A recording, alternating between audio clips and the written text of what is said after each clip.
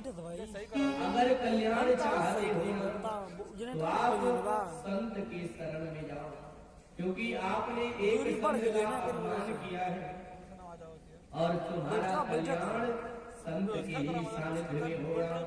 आप यहाँ से जाओ और दधीच ऋषि से अस्थि मांग करके लाओ, और उनके अस्थि से जब वज्र बनेगा और उसी वज्र से वृत्तासुर का संहार हो सकता है।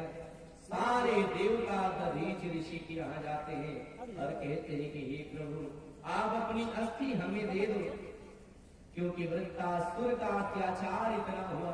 भगवान नारायण ने कहा है कि आपके ही अस्थि से वज्र बनेगा और उसी वज्र से उसका संहार होगा।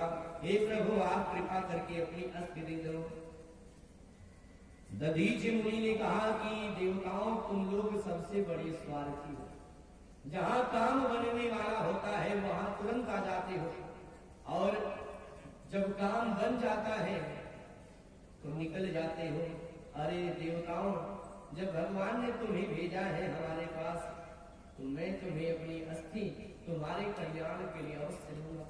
यहाँ दधीच मुनि ने ध्यान किया और अपनी अस्थि देवताओं को कहा कि लेकर के जाओ और अपना कल्याण करो। इंद्र अस्थि को लेकर के जाते हैं, विश्वकर्मा को दिया, और दधीच के अस्थि से 3 धनुष बनते हैं। पहला धनुष सारंग, दूसरा गांडीव और तीसरा पिनाक, और शेष जो भाग बचा उससे वज्र बनता है।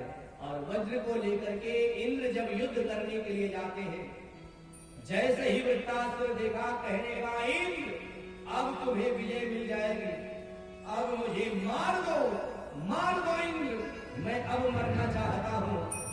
और भयंकर युद्ध हुआ। त्रिशूल का जैसे ही प्रयोग इंद्र ने किया, वृत्तासुर ने खंड खंड कर दिया, तलवार चलाया, उसको भी तोड़ दिया।